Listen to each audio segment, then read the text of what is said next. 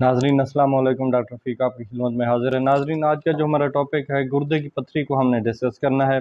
इसकी कितनी अक़साम होती हैं, इसकी खाने पीने की क्या एहतियाती तदाबीर करनी है अगर गुर्दे की पथरी हो जाए, और इसकी अलामात क्या होती हैं, इसकी तशख़ीस कैसे करते हैं हम, और एंड में हम ये देखेंगे कि मैनेजमेंट के कितने तरीके हैं, इसकी ट्रीटमेंट के कितने तरीके हैं।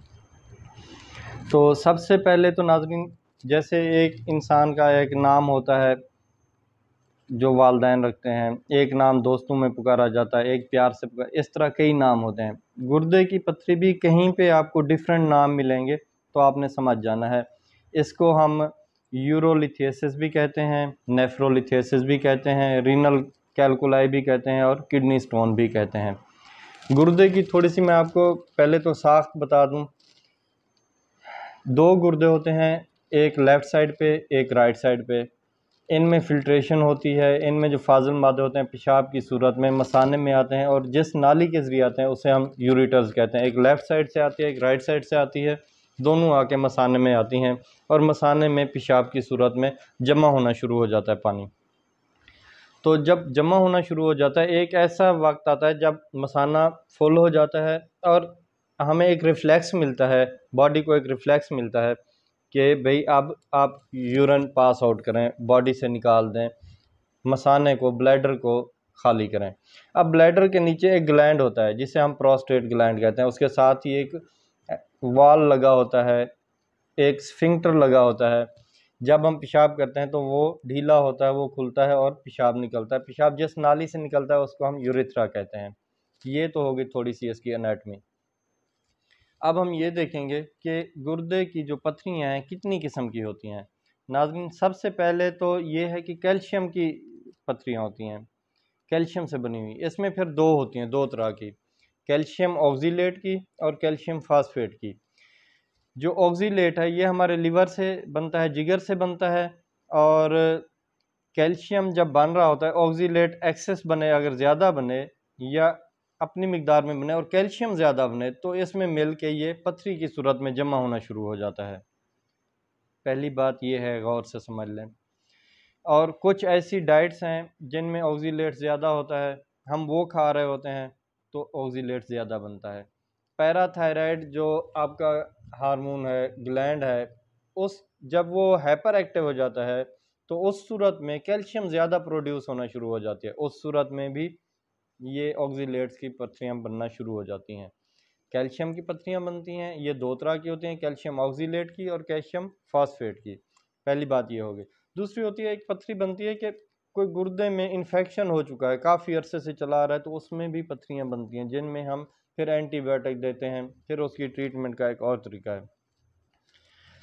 फिर हम आ जाते हैं कि दूसरी जो तीसरी किस्म की पथरी होती है वो यूरिक एसिड की पथरी होती है। यूरिक एसिड की पथरी कुछ ख़ास बीमारियों में, मतलब है कोरोने का आपको डायरिया चल रहा है, काफ़ी अरसे से डायरिया चल रहा है, या शुगर चल रही है, उसमें यूरिक एसिड की पथरियाँ ज़्यादा बनेंगी। और अगर आप एनिमल प्रोटीन, गोश्त वगैरह ज़्यादा खा रहे हैं, तो उस सूरत में भी आपको यूरिक एसिड की पथरी ज़्यादा बनेगी। फिर हम आ जाते हैं कि सिस्टीन स्टोन्स होते हैं कुछ, वो जेनेटिकली होते हैं, माँ बाप को थे, बच्चे में आ गए, वो इस तरह के होते हैं। ये हमने चार किस्म की पथरियाँ, वैसे इससे अलावा भी पथरियाँ होती हैं, लेकिन ये मेन जो हैं वो चार किस्म की हमने देखी हैं। और इसकी अब हम देखते हैं कि अलामात क्या होती हैं। एक इंसान को पथरी हो गई है गुर्दे में, तो कैसे रिप्रेजेंट करेगा वो, उसमें अलामात क्या होंगी, सिम्टम्स उसकी क्या होंगी। सबसे पहले तो ये है कि उसमें दर्द होगा, पेन होगा, और शदीद पेन होगा, कोलिक पेन बहुत ज़्यादा होगा। लेफ़्ट साइड पे पथरी है तो लेफ़्ट साइड पे होगा, लोअर एब्डोमेन में आगे और पीछे की तरफ, ये ग्रोइन रीजन में नल्लों की तरफ भी जाएगा पेन, और शदीद होता है पेन, आगे से पीछे की तरफ या पीछे से आगे की तरफ, और इसी तरह नल्लों में ये एरिया कवर करता है। ये एक तो दर्द होता है, ग्रोइन रीजन में जाता है। और दर्द उस वक़्त ख़ास तौर पे होता है जब गुर्दे में पथरी मूव करती है, जब थोड़ी सी हिलजुल उसमें होती है तो ज़्यादा दर्द होती है। लोअर एब्डोमेन के एंटीरियर और पोस्टीरियर रीजन में ये दर्द फील होती है।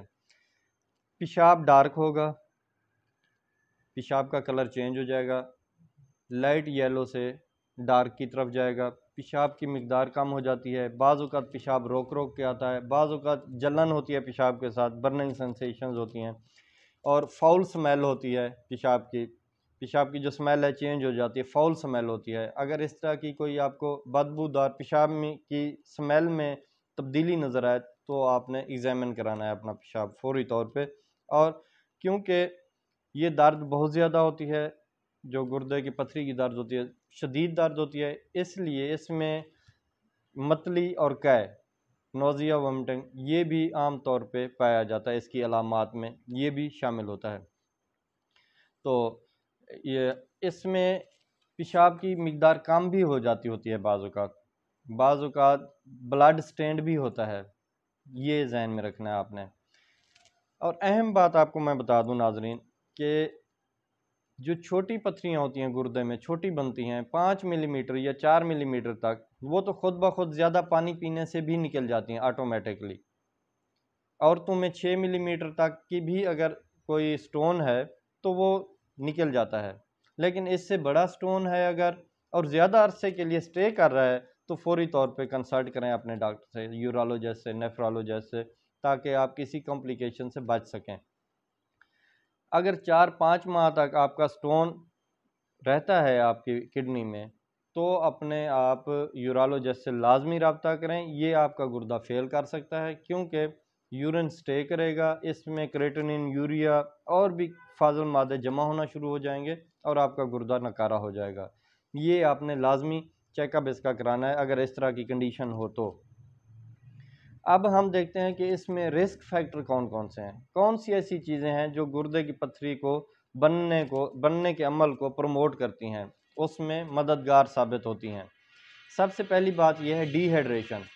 आप पानी का कम इस्तेमाल करते हैं, लिक्विड्स का कम इस्तेमाल करते हैं, कंसनट्रेटेड यूरिन हो जाता है, क्रिस्टल फार्मेशन ज़्यादा बनती है, पथरी की तरफ आप चले जाते हैं। कम अज़ कम 3 से 4 लीटर पानी आपने लाजमी पीना है, 12 से 14 गिलास डेली आपने पानी पीना है।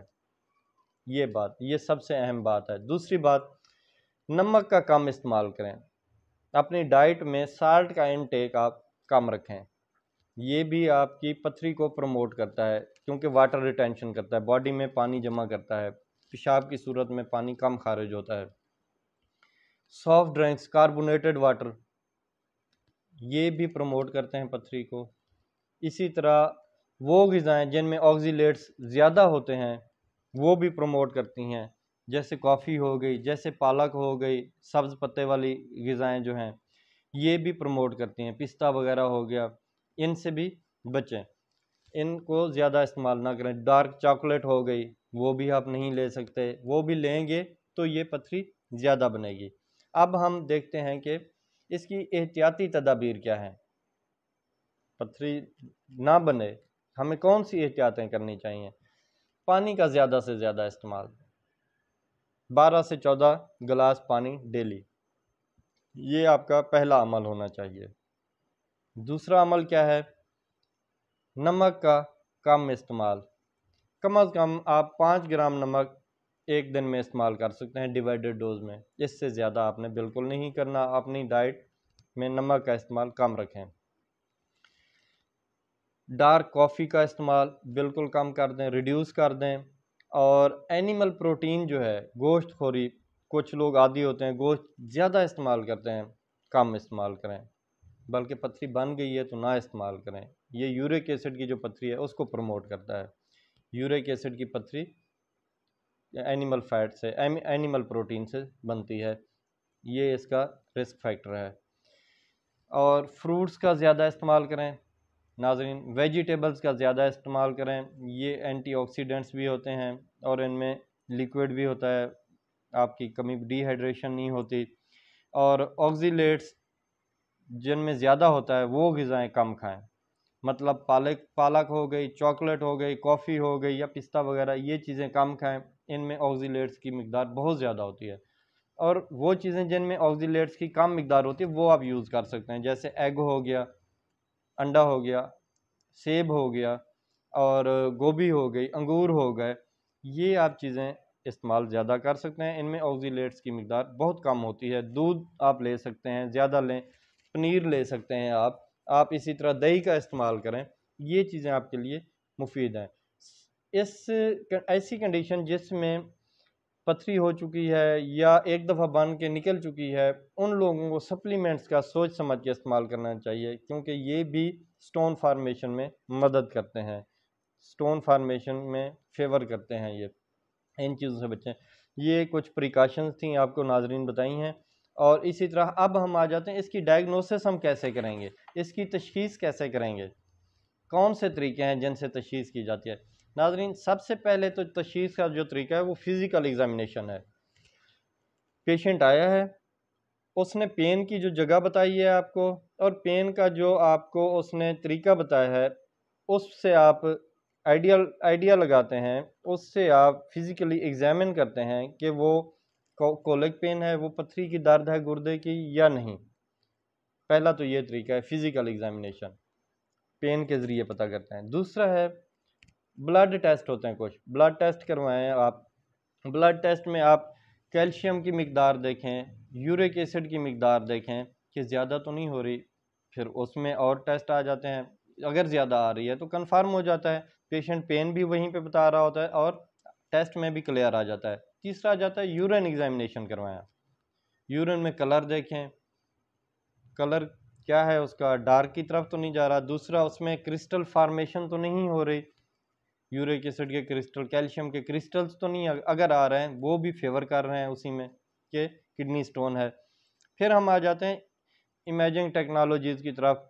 एक्सरे आ गया, एक्सरे बहुत अच्छा है। एक्सरे में छोटे स्टोन्स जो हैं वो नज़र नहीं आते बाज़ औक़ात, तो इसकी जगह फिर हम अल्ट्रासाउंड की तरफ चले जाते हैं, फिर हम सीटी स्कैन की तरफ चले जाते हैं। इसी तरह अगर इन टेस्टों में आ जाती है पथरी तो उसकी हम फिर ट्रीटमेंट की तरफ चले जाते हैं। ट्रीटमेंट में क्या है, सबसे पहले तो फिर वही बात कि पानी का ज़्यादा इस्तेमाल।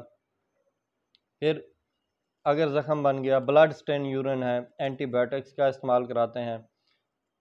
और इसी तरह एक और चीज़ जो कि आम तौर पे नहीं की जाती, करनी चाहिए, एक स्टोन है वो आपकी गुर्दे से, किडनी से निकल के अब यूरिटर्स में आ चुका है, नाली में आ चुका है। अब उसका स्टोन का साइज़ ज़्यादा है लेकिन नाली ब्रीक है, तो उसमें हम अल्फ़ा ब्लॉकर, एक दवाई होती है, दवाइयाँ होती हैं, एक क्लास है अल्फ़ा ब्लॉकर, हम उनका इस्तेमाल कराते हैं ताकि वो पेशाब वाली नाली को खोल दे, रिलैक्स कर दे। जब वो उसका बोर, उसका साइज़ बड़ा हो जाएगा तो स्टोन को गुजरने में आसानी होगी, वहाँ नाली में खराशें नहीं आएंगी, ज़ख़म नहीं आएंगे, ब्लीडिंग नहीं होगी, कट नहीं लगेगा। ये इसकी फेवर में आता है। तो इसी तरह फिर एंटीबायोटिक्स का इस्तेमाल कराते हैं और पेन किलर्स देते हैं, एनसेड्स देते हैं, non steroidal anti inflammatory drug, वो भी एक दवाइयों की क्लास है, वो देते हैं।